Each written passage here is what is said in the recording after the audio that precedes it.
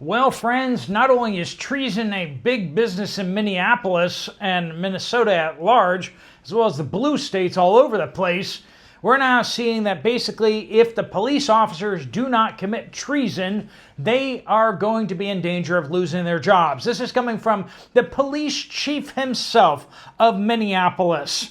Yes, that's right.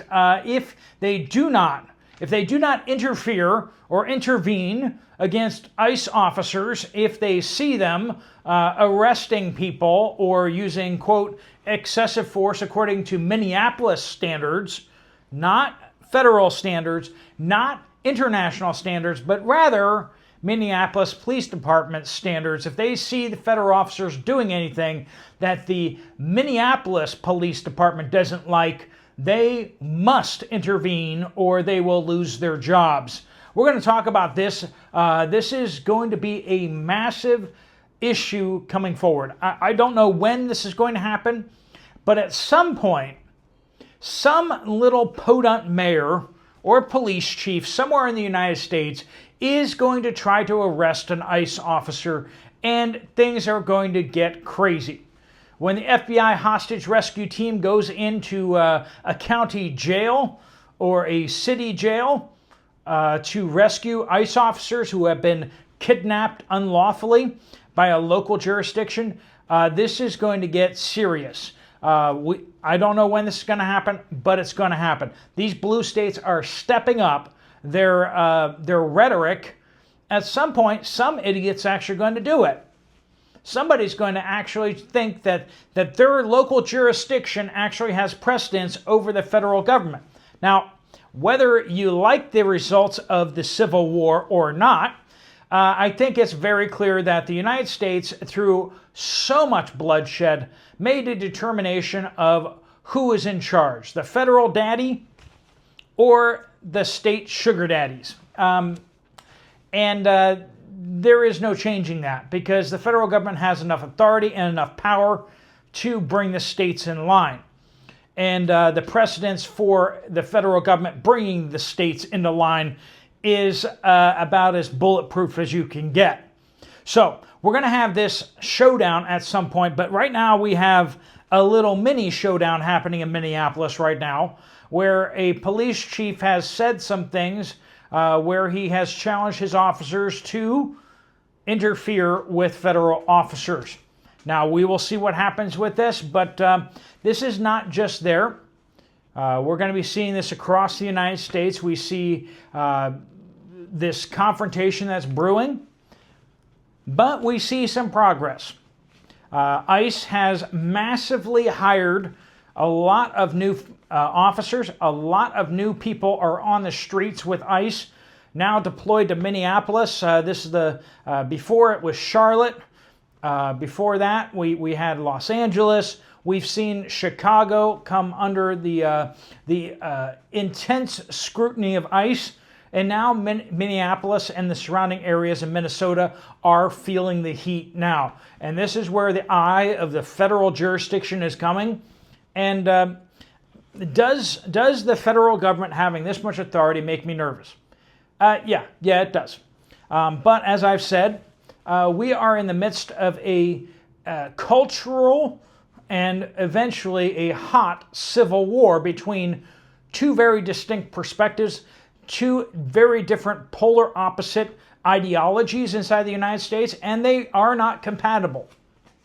So everyone who's like, well, we can just talk this out. No, there's one of two results that's going to happen. I guess there's three.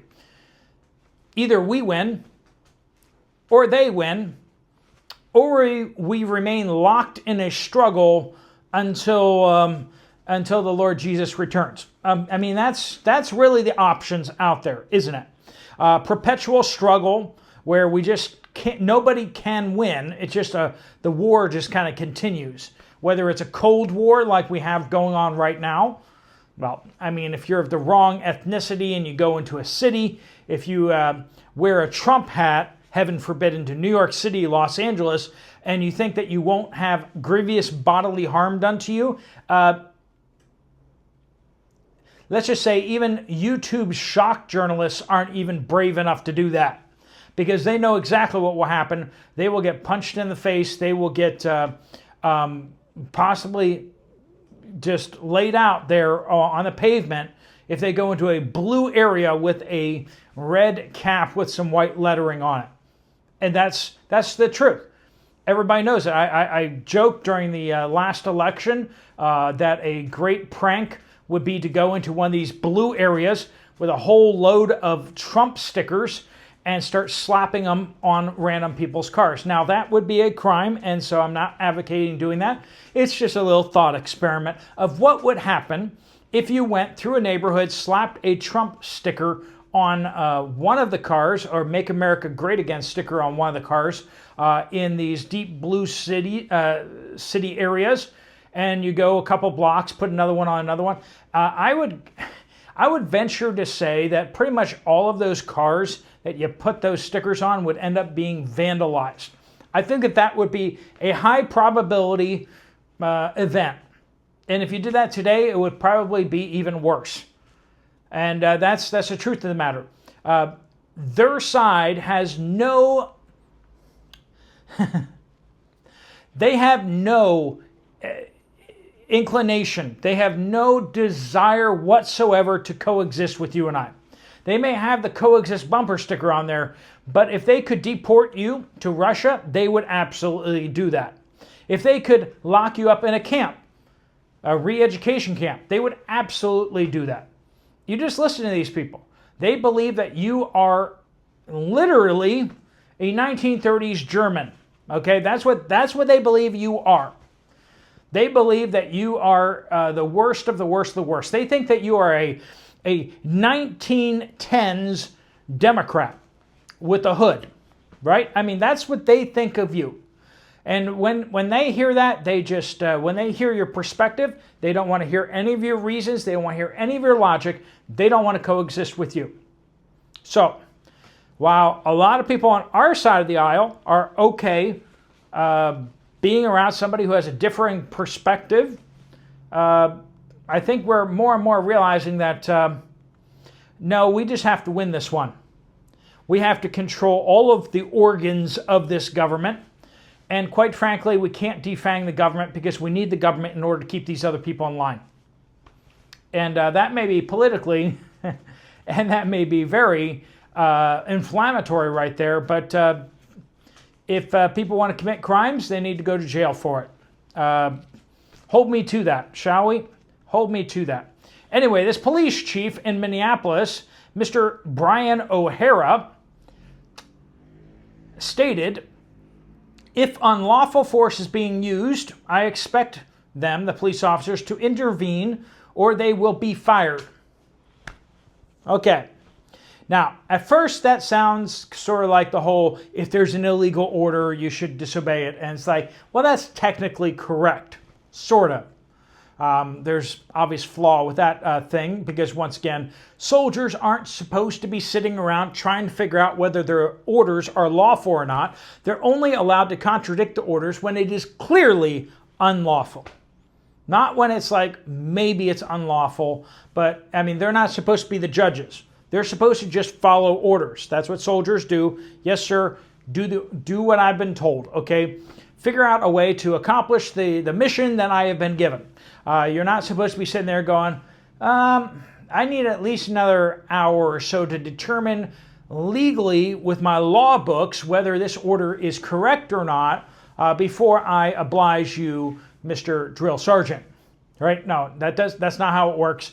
And if you try to operate like that, you are going to, you and your friends and people around you are going to perish because of your imbecility and because of those lawmakers saying that. So this sounds proper at first, that if there is excessive force being used, unlawful force, another place he says excessive force, but when we start digging into the technicality of what he's saying, it's a sanctuary city.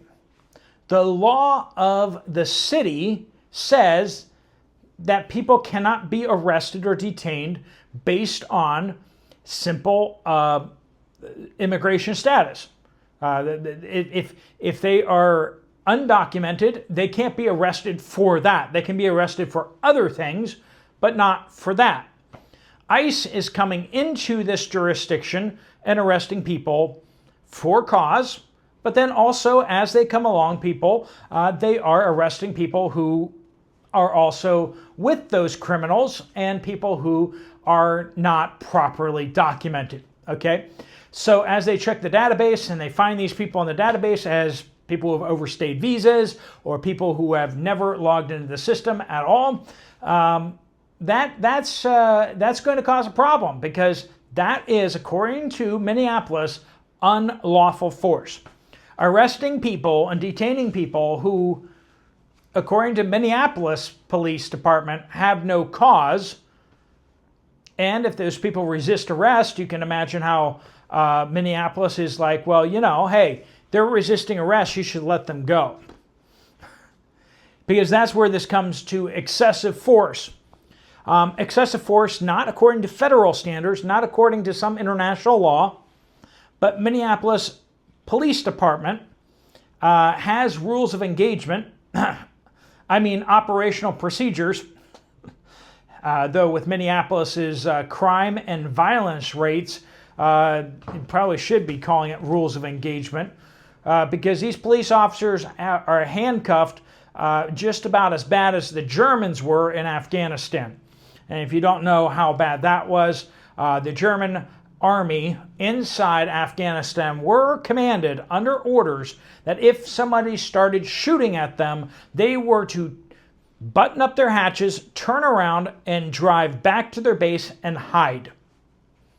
They were not to return fire. They were They were not allowed to return fire. And basically, that's where the Minneapolis Police Department and a lot of police departments around the United States are. If they arrest somebody, they know beyond a shadow of a doubt. I don't care if they just saw somebody end 15 people's lives. They know within a matter of hours that person's going to be back on the street. Imagine what that does to you as a police officer. You are restraining somebody who you just watched commit absolute anarchy, violence against people with no discrimination whatsoever. And you're thinking to yourself, I'm arresting this guy. This guy has access to my badge number. This guy has access to my name. This guy is going to be back on the streets before the end of this week, almost assuredly. So, how are you going to handle this person? Oh, you're going to handle them very, very carefully. If they escape, they escape, but you don't want to anger them because they may come after you and your family. Have we thought through this? Police officers are not going to want to detain people unless they're absolutely sure that they've committed the crimes, and they're still not going to want to use any sort of force whatsoever. And these are the people who are going to be determining whether ICE federal officers are using excessive force. And once again, the threat is if they see ICE officers using excessive force or unlawful force, they must intervene. They must intervene. Now, a sergeant was asked, because quite frankly, the journalists, I don't know if they're really journalists anymore, but we still call them journalists. The journalists themselves were astonished by this. They're like, what do you mean? Like, that? What you're saying, police chief, is crazy.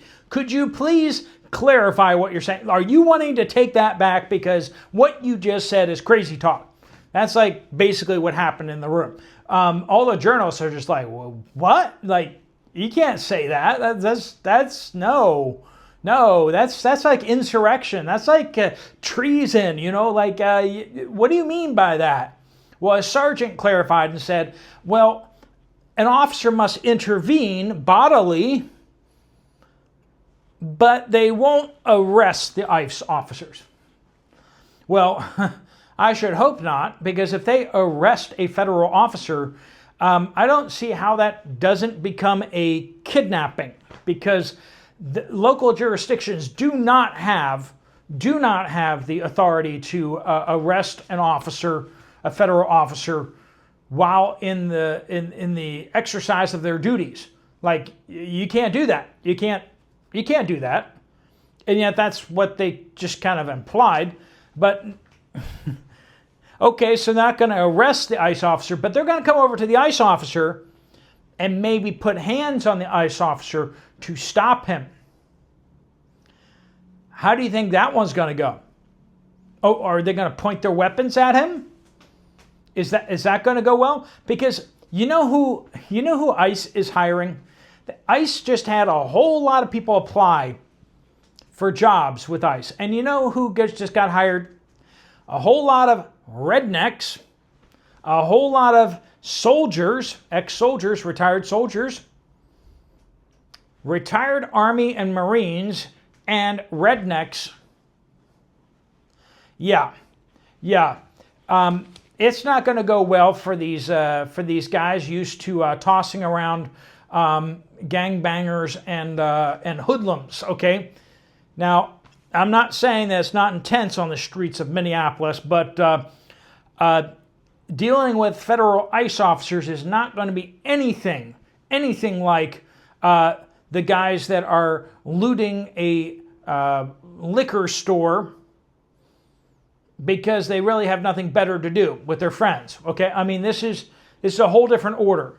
A bunch of gang members hanging around with their pants around their ankles is not federal officers. Okay, and the thing is also, if you mess with that gang, they may get some backup, but if you mess with the ICE officers, federal officers, they're going to get a whole lot of backup, and you're going to see the National Guard deployed fairly quickly, with some serious firepower from the FBI and all the other agencies. Minneapolis, just a little bit of advice here.